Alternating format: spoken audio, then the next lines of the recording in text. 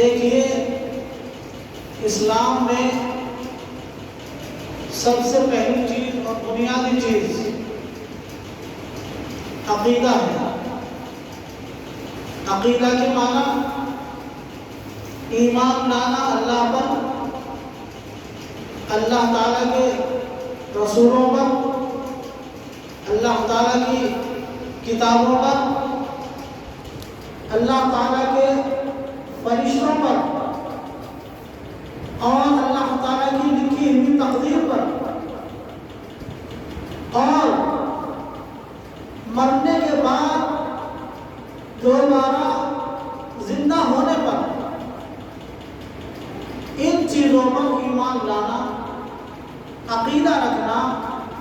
کہ اللہ نے جو فرما دیا وہ سچ اور حق، اللہ کے نبی نے جو فرما دیا وہ سچ اور حق، اگر اس کے خلاف ہم اپنی رائے قائم کرتے ہیں تو ہماری رائے مردود، اس کی کوئی حیثیت نہیں۔ کوئی بڑے سے بڑا انسان، علم رکھنے والا،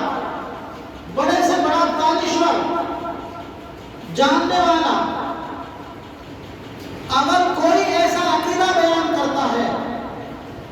جو قرآن کے یا سنت کے اور حدیث کے خلاف ہے،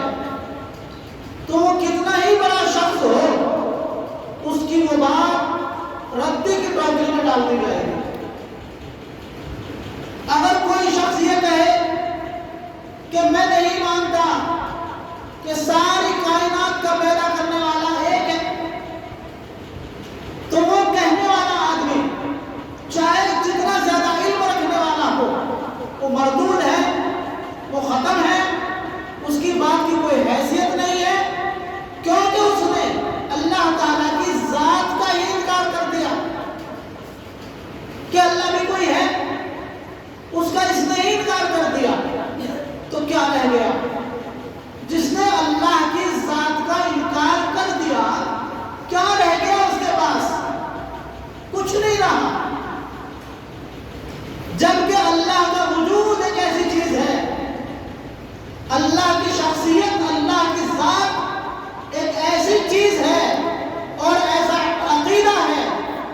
کہ اگر کسی کے پاس کوئی پیغمبر، کوئی نبی، کوئی تبلیغ کرنے والا، کوئی بتانے والا نہ آیا ہو، کوئی شخص دنیا میں ایسا ہے کہ اس کے پاس نہ قرآن کی بات پہنچی، نہ حدیث کی بات پہنچی، نہ کوئی نبی پہنچا، نہ کوئی عالم پہنچا، نہ کوئی ولی پہنچا، اسے پتہ ہی نہیں کیا ہے دین اور کیا ہے دنیا، وہ کئی الگ تھلگ رہنے والا شخص کچھ نہیں جانتا۔ حضرت امام ابو حنیفہ رحمۃ اللہ علیہ فرماتے ہیں اللہ کو ماننا اس پر بھی فرض ہے، جبکہ اس کے پاس کچھ بھی علم نہ ہو۔ کیوں ہے؟ کیونکہ اللہ تعالیٰ نے فرمایا کہ ہم نے اپنے ہونے کی بہت ساری نشانیاں عقل مندوں کے لیے دنیا میں پیدا کرتی ہیں۔ خود انسان کا وجود، جانوروں کا وجود، آسمان کا پیدا ہونا، زمین کا پیدا ہونا، اس میں پانی کا چلنا، پانی کا بہاؤ، سورج کا نکلنا، چاند کا نکلنا، غلوں کا پیدا ہونا اور درختوں کا پیدا ہونا، یہ تمام کی تمام چیزیں ایسی ہیں کہ ان پڑھ انسان بھی،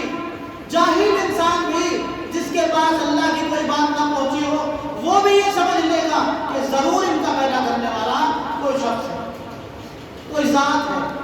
کوئی ہے جس نے آسمان کو پیدا کیا ہے اور بنا ستون کے تھام رکھا ہے، کوئی ہے جو بنا ستون کے جس نے آسمان میں ستارے لٹکا رکھے ہیں اور چمک رہے ہیں، کوئی ہے جس نے زمین کو ہمارے لیے بچھونا بنا دیا ہے، کوئی ذات ایسی ہے جس نے سمندر پیدا کر دیے ہیں۔ اگر کوئی نبی، کوئی ولی، کوئی پیغمبر، کوئی علم والا اس کے پاس نہ بھی پہنچا ہو، جاہل ہو، تب بھی اسے اللہ کو ماننا فرض ہے۔ اگر وہ قیامت میں یوں کہے کہ اللہ میرے پاس تو کوئی نبی نہیں آیا،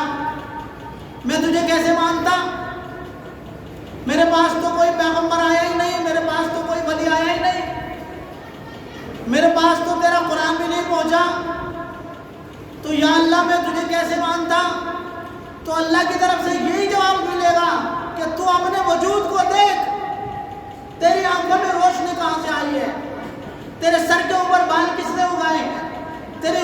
ناخن کس نے نکالے ہیں؟ اور تیرے اندر یہ دھڑکنے والا دل کس